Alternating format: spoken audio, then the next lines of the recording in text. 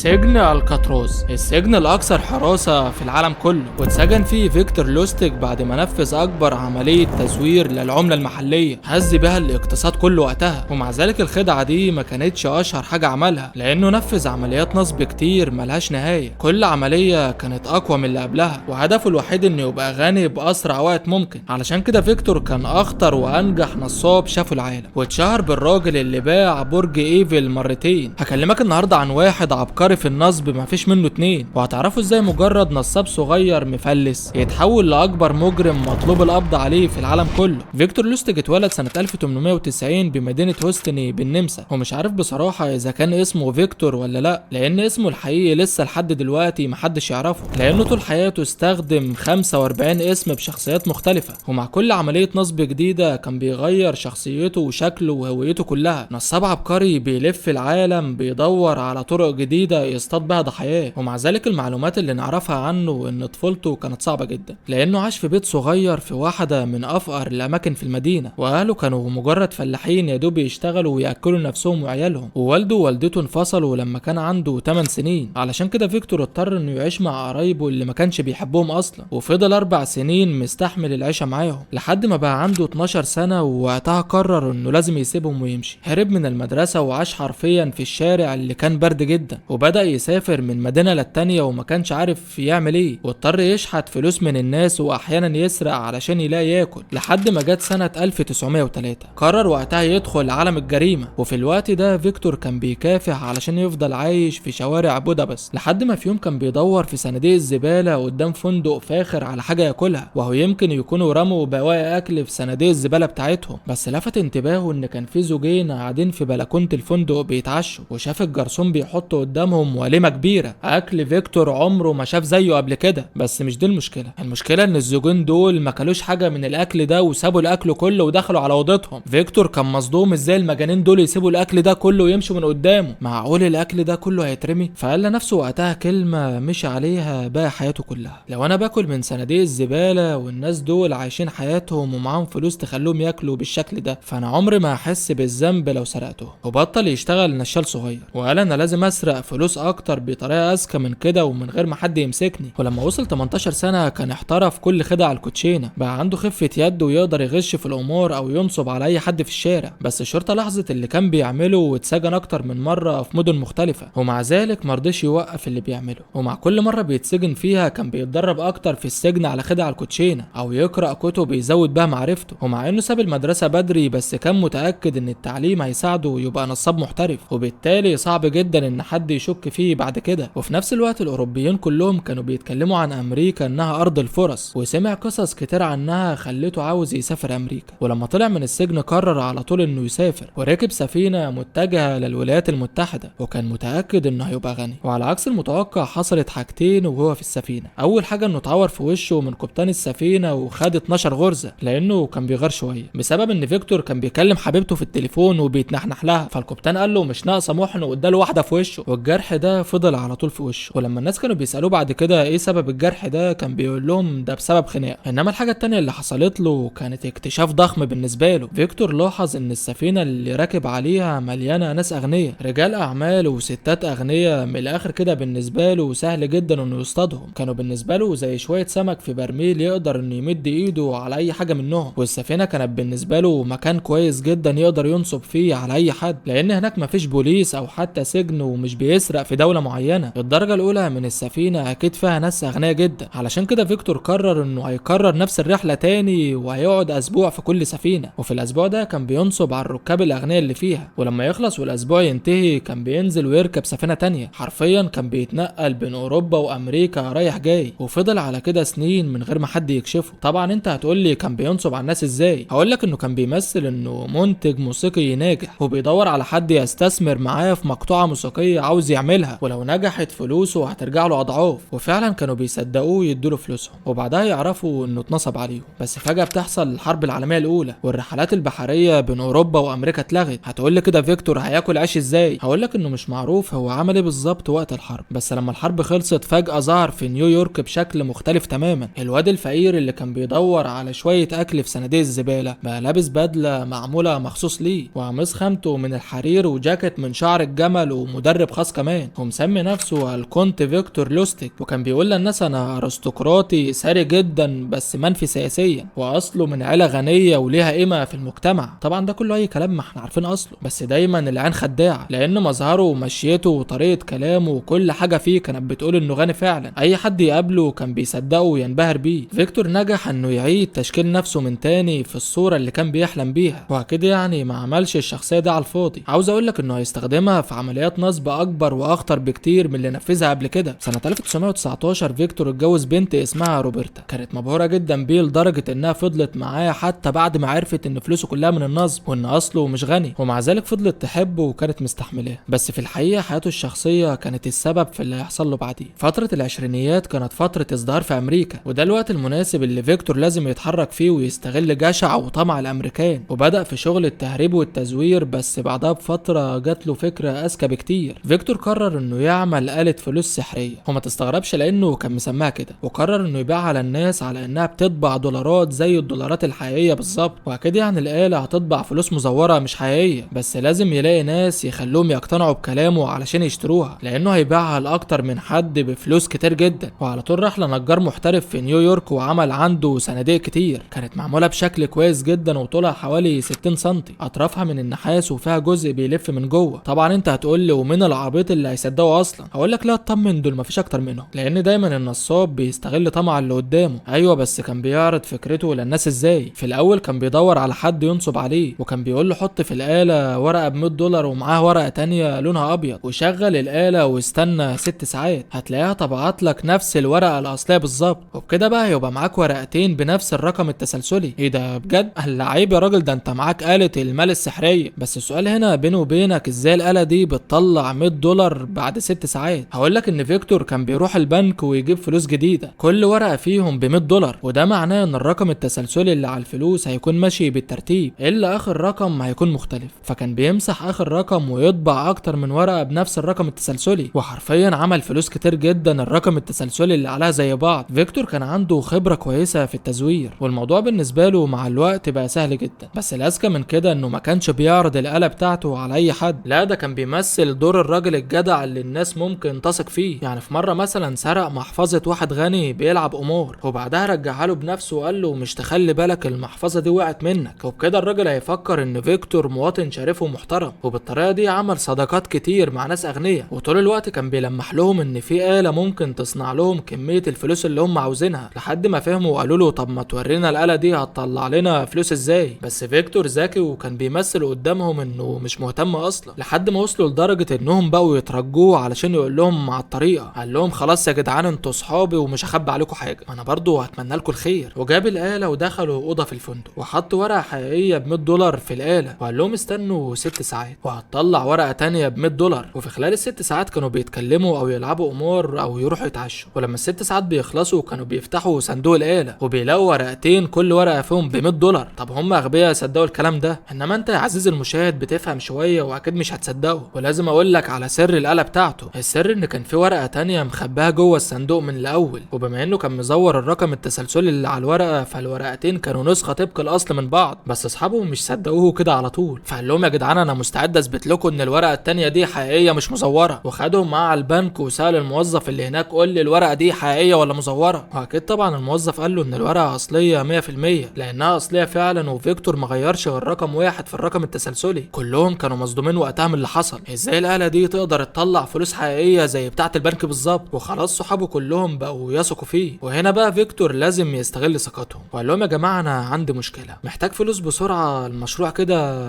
والصندوق بطيء جدا، ده بياخد 6 ساعات علشان يطلع لي ورقه واحده. فعلى طول صاحبه بيقول له طب ما تبيع لي الصندوق ده يا حبيب اخوك. وفعلا رجال اعمال كتير اشتروا الصناديق اللي عملها بمبالغ ضخمه، دفعوا آلاف الدولارات علشان حته خشبه فاضيه. وبما انها بتاخد 6 ساعات علشان تطلع ورقه واحده، كده فيكتور عنده وقت كفايه انه يهرب. فواحد منهم خد الآلة وحط جواها $100 واستنى ال6 ساعات لحد ما تطلع له $100 تانية، واكتشفوا وقتها انه اتنصب عليه. وما يقدروش حتى انهم يبلغوا الشرطه بالنصابات اللي حصلت. اصل ازاي يعني هيروحوا يقولوا ان في نصاب اشترينا منه صندوق علشان نزور بيه دولارات؟ ومع ذلك كان في ست غنيه جدا فيكتور كان باع لها الصندوق ونصب عليها، ولما عرفت انه اتنصب عليها اتعصبت جدا وقررت تلاقيه باي ثمن. الست دي كان اسمها بيلي مايشبل، وقدرت توصل له وعرفت انه موجود في فندق في مدينه تانية. والغريب انها لما لقيته ما قالت قالتلوش انا مسكتك يا حرامي يا نصاب، لا دي كانت معجبه بفكرته الجديده وقررت انها تبقى شريكته في العمليه الجديده. المشكله انهم ما كانوش شركاء وبس، وبعد فتره فيكتور حبها وساب مراته علشانها. طبعا انت مستغرب وما تعرفش هي ايه العمليه الجديده ده اصلا. هقول لك ان فيكتور كان بيخطط لاكبر عمليه نصب هيعملها في حياته.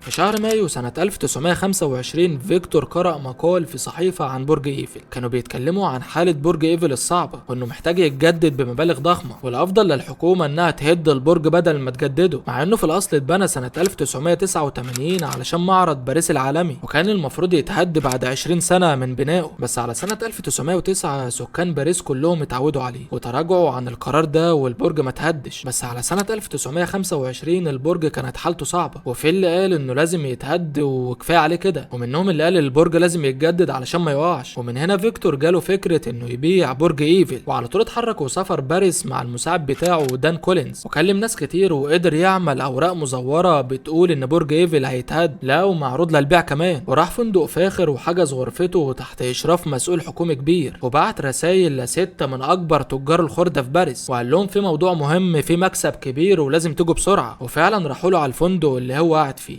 فيكتور وقتها لبس بدلته الشيك وظهر بمظهر المسؤول الحكومي قدامهم كلهم، وقال لهم انه تبع الحكومه، وكان مجهز خطاب قوي هيقوله قدامهم علشان يقنعهم. قال لهم يا جماعه الحكومه خلاص قررت انها تهد برج ايفل. التجار كلهم كانوا مستغربين ازاي الحكومه عاوزه تبيع برج ايفل كخرده، بس صدقوه لما قال لهم الموضوع سر جدا وما ينفعش يتنشر علشان الشعب ما يعملش ثوره. وقال لهم للاسف قرار الهدم خلاص طلع، وانتوا بس اللي هتشوفوا القرار ده لانكم ناس مهمين في البلد. وطلع الاوراق المزوره اللي بتقول ان الحكومه هتهد برج ايفل، وقال لهم البرج فيه 7000 طن حديد من الدرجه الاولى، وتفاصيل تانية كتير في البرج محدش يعرفها بما فيهم قياسات البرج وعدد المسامير الموجوده فيه. وقتها بداوا يقتنعوا بكلامه اكتر وانه موظف حكومي وكلامه صح، وكلهم كانوا بيفكروا ازاي هياخدوا الصفقه دي، لان 7000 طن حديد كتير جدا وهيحقق لهم مكاسب ضخمه، وشافوا انها صفقه العمر بالنسبه لهم، وكل واحد فيهم قدم العرض بتاعه. بس فيكتور كان عارف هدفه كويس جدا، لان في تاجر منهم اسمه اندريا بوسون كان واضح جدا عليه انه عاوز ياخد الصفقه دي باي ثمن، لانها تخلي شركته اكبر شركه في السوق كله. فيكتور استغل طمعه وقرر انه يكلمه على انفراد، وقال له يا اخي الواحد زهق من الوظيفه اللي هو فيها دي، شغلانه متعبه وفلوسها قليله. فيكتور كان بيلمح له انه موظف فاسد وهيقبل رشوه. اندريا فهمه واطمن اكتر، لانه بكده لو اداله رشوه هيقدر يضمن الصفقه لصالحه، وعلى طول كتب له شيك بمبلغ كبير. وبمجرد ما تاجر الخرده مشي فيكتور لم هدومه وراح البنك وصرف الشيك، وركب اول قطر وراح على النمسا، وكان فرحان انه قدر ينصب عليه وياخد المبلغ ده. وفضل اسابيع قاعد في فندق في فيينا مستني يشوف اخبار عمليه النصب اللي هو عملها، بس ما كانش فيه اي اخبار بتتكلم عن اللي حصل. فعرف وقتها ان اندريا اتحرج يروح يعمل في محضر لانه يتفضح وسط التجار وهيقولوا عليه غبي. فيكتور وقتها قال لنفسه طب ما ده كويس، ليه ما نصبش على تجار تانيين بنفس الطريقه؟ وبعدها بكام شهر قرر انه يرجع باريس تاني، وكلم تجار خردة تانيين وقال لهم نفس اللي قاله اول مره. وبمجرد ما خد الشيك راح صرفه وركب القطر على طول واستنى يشوف الاخبار في الصحف. بس المره دي اللي اتنصب عليه راح وبلغ الشرطه. وقتها فيكتور قرر يبعد ويروح امريكا وما يعرفش ان نهايته قربت. وبرغم ان فيكتور بقى معاه فلوس وخلاص بقى غني، يعني لو قعد يصرف فلوسه لحد ما يموت مش هتخلص، بس النصب بقى بيجري في دمه وما يقدرش يقعد كده. ده الايد البطاله نكسه، لدرجه انه قدر ينصب على اخطر رجل مافيا وقتها الكابوني، وقال له انا محتاج $50,000 علشان امول عمليه نصب كبيره، وفي خلال شهرين هرجعهم لك $100,000. بس بعد شهرين فيكتور رجع له $50,000 تاني، وقال له للاسف العمليه فشلت. الكابوني وقتها اداله $5,000 لانه طلع امين ورجع له الفلوس. وعاوز اقول لك ان فيكتور من الاول اصلا كان قصده يعمل كده، لانه عارف ان لو رجع له الفلوس هيديله مكافاه، وبرضه ما يقدرش ينصب عليه لانه هيجيبه متعلق. وبعدها حصل كساد كبير في امريكا، وهنا فيكتور قرر انه هيرجع للتزوير من تاني، بس المره دي كان بيفكر في عمليه تزوير ضخمه. سنه 1930 قرر انه هيبدا تزوير مع واحد اسمه ويليام واتس اللي كان بيشتغل نقاش وصيدلي، وعمل فلوس مزوره صعب جدا ان حد يكشفها، لدرجه انهم جابوا واحد خبير وما قدرش يفرق بين الفلوس المزوره والحقيقيه، لان الاوراق اللي زورها كانت من فئه $5. بس الغرور خده وقرر انه يزور ورقه $100، ودي اصعب ورقه ممكن يزورها لانها اكتر ورقه بيتم مراجعتها بشكل كبير جدا من الحكومه. فيكتور كان عارف الكلام ده كويس بس كان واثق من نفسه، لكن الغرور والطمع هيكونوا بدايه نهايته. وسنه 1931 فيكتور كان وصل لمرحله كبيره جدا من الغرور، لدرجه انه قرر